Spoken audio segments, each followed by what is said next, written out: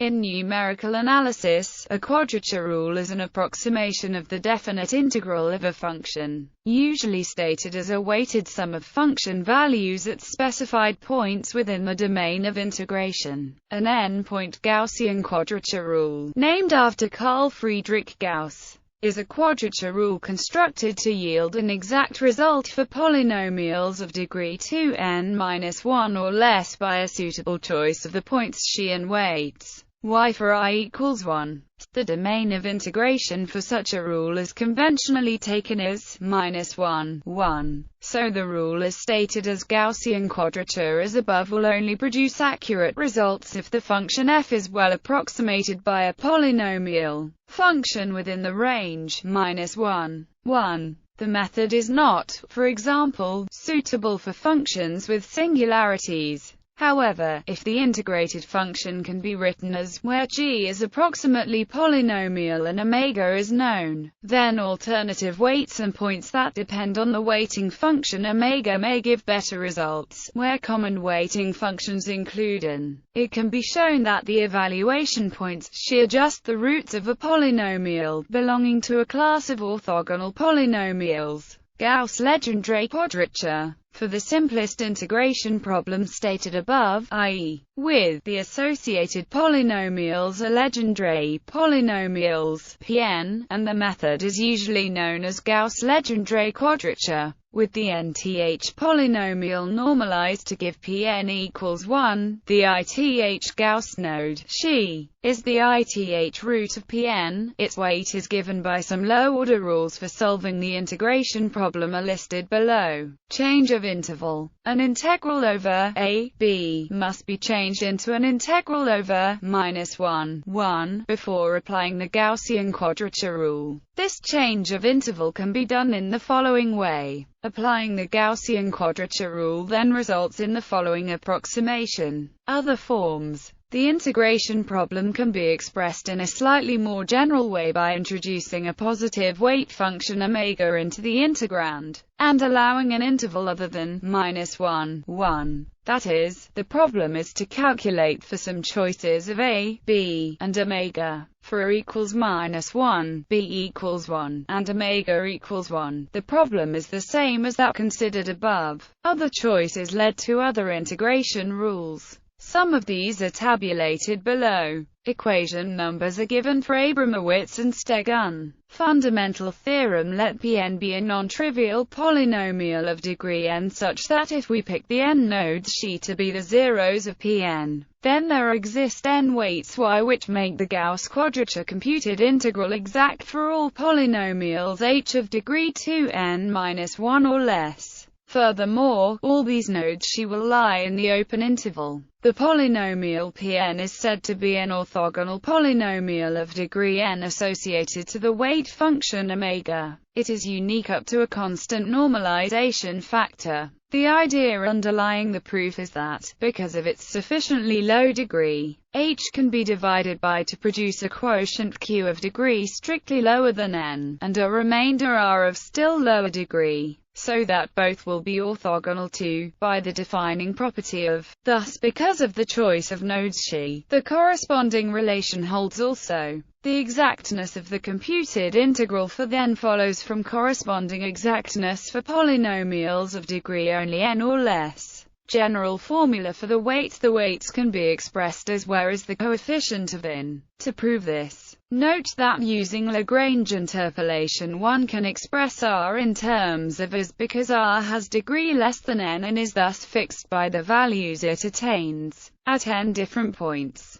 Multiplying both sides by omega and integrating from a to b yields the weights y thus given by this integral expression for can be expressed in terms of the orthogonal polynomials and as follows. We can write where is the coefficient of n. Taking the limit of x to yields using L'Hopital's rule, we can thus write the integral expression for the weights is, in the integrand. Writing yields provided, because is a polynomial of degree k1 which is then orthogonal to. So, if q is a polynomial of at most nth degree we can evaluate the integral on the right-hand side for as follows. Because is a polynomial of degree n1, we have where s is a polynomial of degree. Since s is orthogonal to we can then write the term in the brackets as a polynomial of degree, which is therefore orthogonal to. The integral can thus be written as according to EQ. The weights are obtained by dividing this by and that yields the expression in EQ. Can also be expressed in terms of the orthogonal polynomials, and now, in the three-term recurrence relation the term with vanishes, so in EQ, can be replaced by. Proof that the weights are positive. Consider the following polynomial of degree 2n2 where as above the xj are the roots of the polynomial. Since the degree of f is less than 2n1, the Gaussian quadrature formula involving the weights and nodes obtained from applies. Since for j not equal to I, we have since both n and f are non-negative functions, it follows that computation of Gaussian quadrature rules for computing the nodes xi and weights y of Gaussian quadrature rules. The fundamental tool is the three-term recurrence relation satisfied by the set of orthogonal polynomials associated to the corresponding weight function. For endpoints, these nodes and weights can be computed in O operations by an algorithm derived by Cauchy. Cauchy's theorem states that orthogonal polynomials with for a scalar product to be specified later, degree and leading coefficient 1 satisfy the recurrence relation for where n is the maximal degree, which can be taken to be infinity, and where, first of all, it is obvious that the polynomials defined by the recurrence relation starting with have leading coefficient 1 and correct degree. Given the starting point by the orthogonality of can be shown by induction. For one has now if orthogonal, then also,